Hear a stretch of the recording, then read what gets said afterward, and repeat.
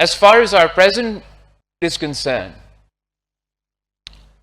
as the young generation, as the class of 2024, you more than most will understand the importance of modern day infrastructure.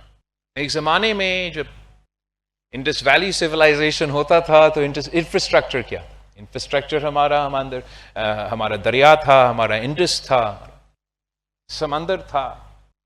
फिर उसके बाद आप ये सड़कें पे और लोकोमोटिव पे और ट्रेन पे, फिर हवाई जहाज पे पहुंचे हम। और आपका, मेरा और आपका नस्ल में, हमारा जनरेशन में, we're in a new world। हमारे लिए तो ये सारी बातें पुरानी रहेगी। हमारा इंफ्रास्ट्रक्चर क्या है, हमारा ओपन स्पेसेस क्या है, हमारा पब्लिक डोमेन क्या है, हमारा टाउन स्क्वायर क्या है,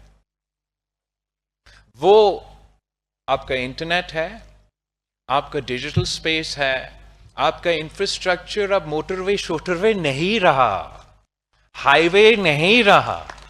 आपका इंफ्रास्ट्रक्चर वो ब्रॉडबैंड है, वो बैंडविड्थ है, वो हाई स्पीड कनेक्टिविटी है, जो ना सिर्फ हम सबको एक दूसरे से जोड़ते हैं मगर आपको दुनिया से जोड़ता है, सकाफती तौर पे, मुआशी तौर पे, तालीमी तौर पे।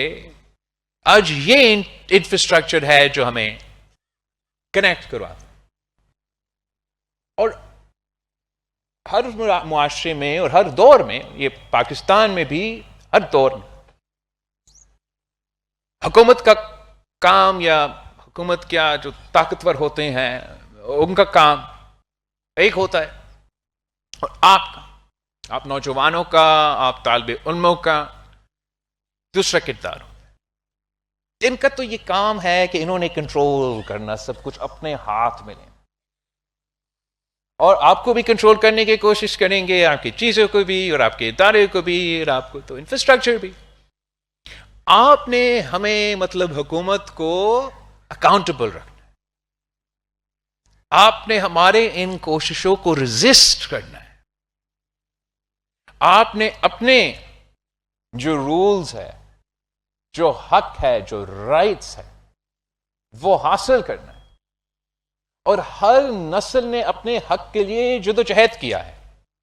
अगर इस मुल्क में जब हम जमहूरियत की बुनियाद रख रहे थे तो जदोजहद हुआ, किसी ने हमें ये तो तोहफा में नहीं दिया कि आप जमहूरी मुल्क बनेंगे, लड़के यही सखर कि आपके बड़ों की, आपके बुजुर्गों की किरदार क्या रहा है। अंग्रेज के जमानों से कॉलोनियल इंपीरियल दौर का रेजिस्टेंस अगर था तो आप थे। सफ़े अव्वल का किरदार किसका था? नौजवान का था।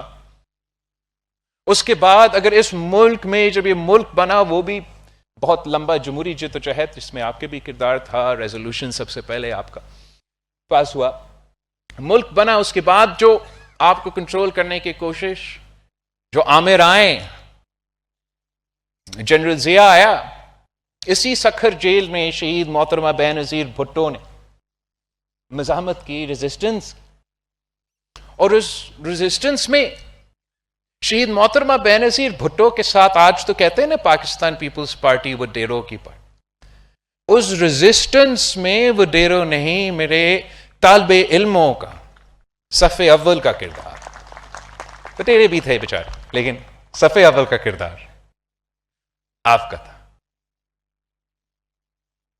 जनरल मुशर्रफ का दौर, रेजिस्टेंस आपने ही किया। तो अब जिस भी दौर में हम हैं, जो हमारा डिजिटल स्पेस है वो खतरा में आ चुका है। जो आपके एक बुनियादी हक है, जिसमें मैं समझता हूं कि पाकिस्तान को अगर मुआशी तौर पे हमने ताकतवर बनाना है तो ज़राअत अगर हमारा बैकबोन का हिस्सा है, तो उसके साथ साथ मुस्तकबिल के मीशत में हमारा मीशत का बैकबोन का हिस्सा ये टेक्नोलॉजी का सेक्टर होगा, जिसका की कंपोनेंट आपका डिजिटल टेक्नोलॉजी की के जो इंफ्रास्ट्रक्चर है वो होगा। आपने पाकिस्तान को $1 ट्रिलियन इकोनॉमी बनाना है, हो सकता है, और आप अपने टेक सेक्टर को आजाद छोड़ना पड़ेगा। तो मैं समझता हूं कि जिस तरीके से हर जनरेशन ने अपने हक के लिए जद्दोजहद किया है, अगर औरतों के हकूक़ के लिए ख़वातीन ने जद्दोजहद किया, अमेरिका में, साउथ अफ्रीका में जो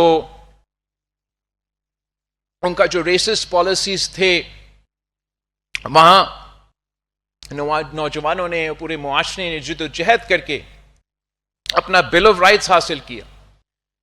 वैसे ही हमें एक डिजिटल एज के लिए, हमारा नया नस्ल के लिए एक डिजिटल बिल ऑफ राइट्स के लिए जद्दोजहद करना पड़ेगा, जमहूरी तरीके से, पुरअमन तरीके से।